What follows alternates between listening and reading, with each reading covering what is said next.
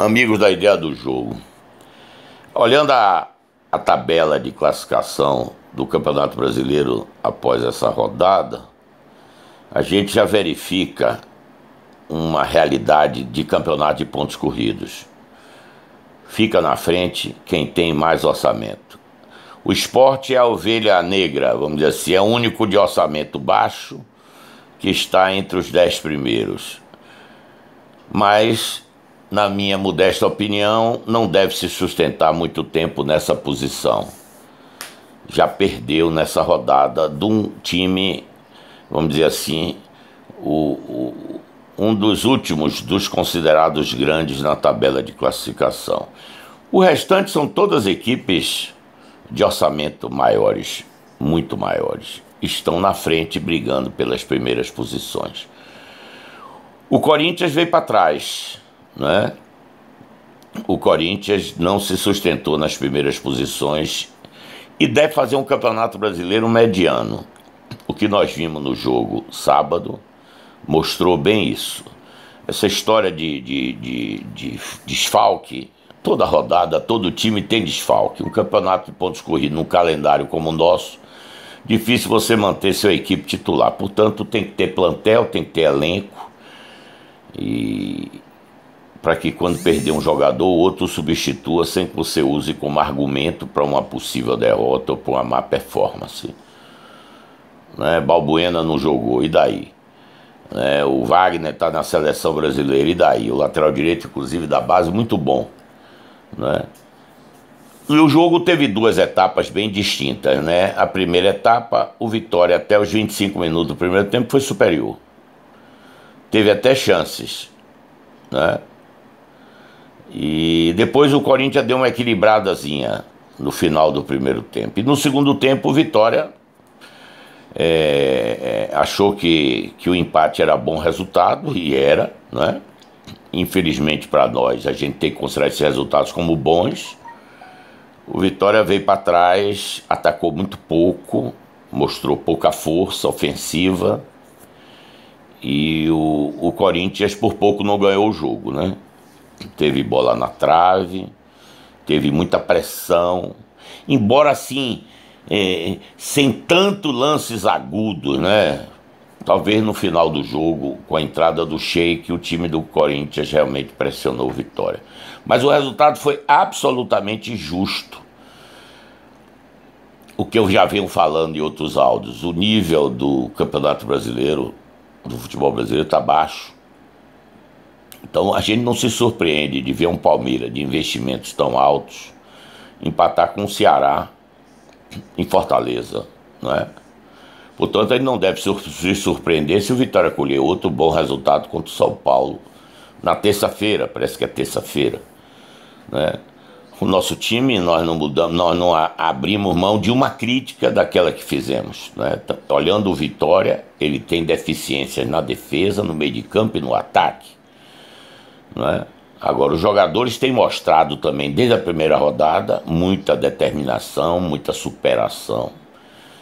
E jogando fechadinho, como o Mancini montou o Vitória contra o Corinthians, sem inspiração, com um centroavante de 33 anos, já sem aquela mobilidade. Quer dizer, ele nunca teve muita mobilidade, mas tinha muita presença de área. E isso não mostrou nesse jogo o Roger, que já jogou no Vitória quando era bem mais jovem, né? Então sobraram o lateral esquerdo Sid Clay, que foi meu jogador no Atlético, excelente jogador, jogou muito bem.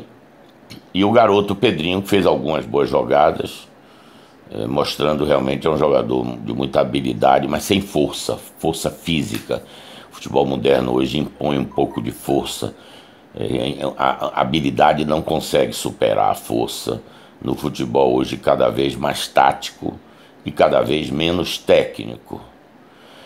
Então esse jogo foi o que eu vi, meus queridos amigos e torcedores do Vitória em especial.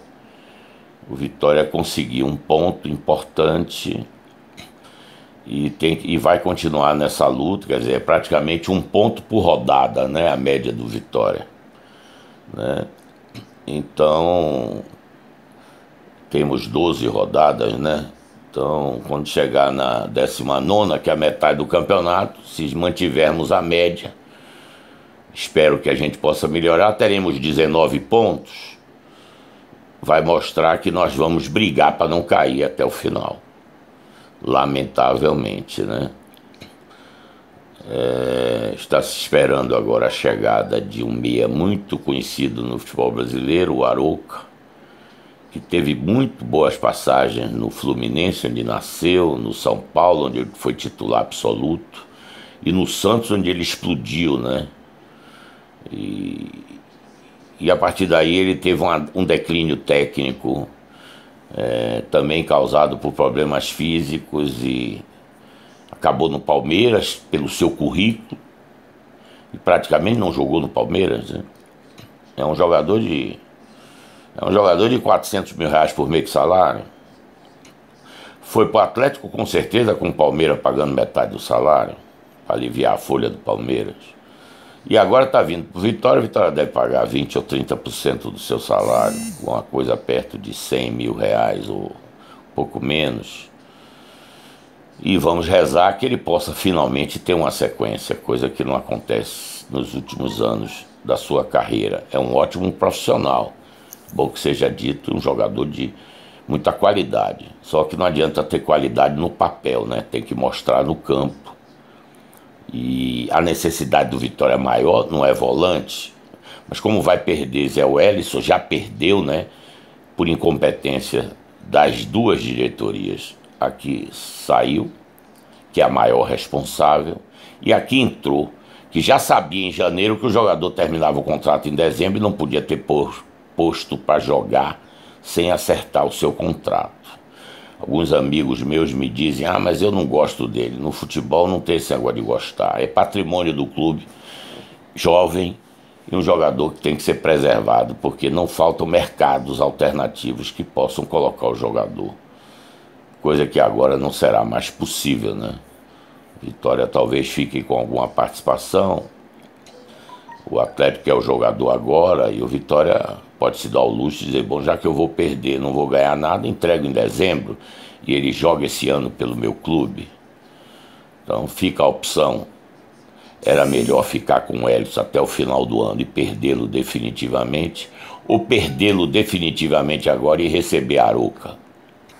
As pessoas não conseguem, às vezes, entender e encaram de uma forma normal, a mídia também, quando um clube perde os direitos sobre o seu atleta formado no clube, né? Porque a mídia não consegue medir isso, né? O tamanho desse prejuízo, né? Se você imaginar que esse jogador está no clube há 7 anos, 5 ele tem de contrato profissional. Vamos dizer que ele tenha ficado, eu não fui verificar, ele tenha ficado mais 2 anos no Vitória, né? Chegou no Vitória com 16 anos, por exemplo, ele hoje tem 23. Quanto custou sua presença no clube esse período todo? E agora que ele tem valor de mercado, qual o tamanho desse prejuízo? É difícil medir. Às vezes são valores até intangíveis, né? Porque é um valor subjetivo, né?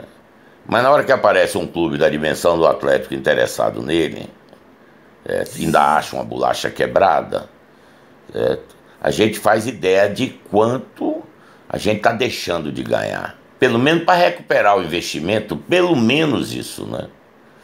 As pessoas que dirigem clube encaram com a forma natural. E esse é o momento da decisão adulta, que não cabe decisão amadora, né? É a hora que você tem que saber de renovar o contrato, ou não renovar, prorrogar, quanto tempo, se faz um contrato longo, se faz um contrato curto, não é? Onde o risco diminui, mas você também aumenta o risco de perder o atleta, porque você nunca sabe quando ele vai estourar. Então aí é que tem que ter uma aferição das características do atleta para cada posição, para a sua posição. É um momento mais difícil, não é?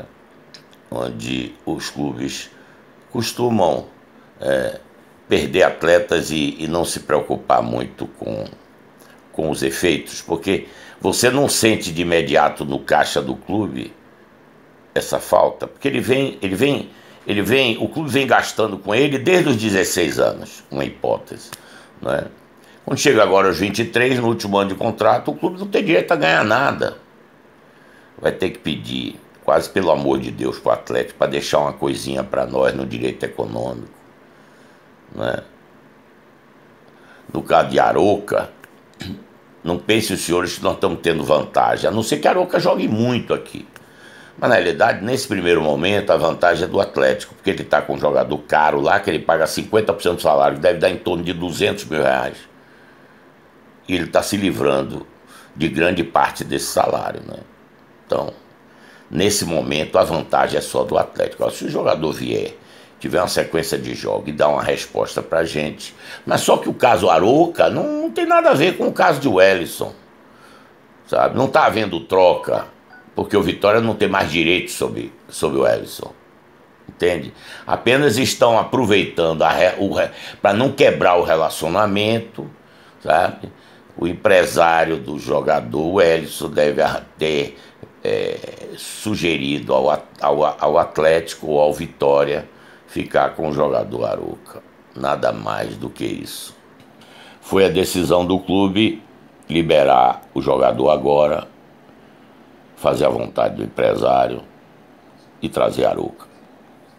Eu não faria isso, mas respeito a decisão que o clube está tomando depois do erro grave de não ter priorizado a sua renovação antes do início da temporada. Tivemos todo o tempo do mundo para isso e não fizemos. Pois é, senhores, o Flamengo dispara na liderança do campeonato, com um time jovem, cheio de garotos da base, e nós ficamos com uma pontinha de inveja de ver o Vitória cheio de jogador de fora e pouquíssimos jogadores da base. Promessa do presidente de que teríamos um time da base, que o projeto é fortalecer a base, nós continuamos aguardando. Por enquanto, nada aconteceu de especial na gestão do Vitória. É a mesmice da mesmice. Mas temos que saudar o resultado do Corinthians, certo? Um resultado excelente, é um jogo fora de casa, né? Já empatamos com o Botafogo, já ganhamos do Vasco, estamos fazendo uma boa temporada fora de casa. Se essa temporada fora de casa continuar assim, mesmo que longe da temporada do ano passado, que nos salvou do rebaixamento, nós teremos chances de permanecer na primeira divisão, que é o que nós todos queremos, porque sabemos do que vai acontecer com o nosso clube se acontecer um fracasso dentro de campo. Ninguém de sã consciência pode desejar uma situação tão grave como essa que poderá passar o nosso clube. Portanto, parabéns a Mancini, parabéns aos jogadores pela performance de sábado contra o Corinthians. Um abraço para vocês.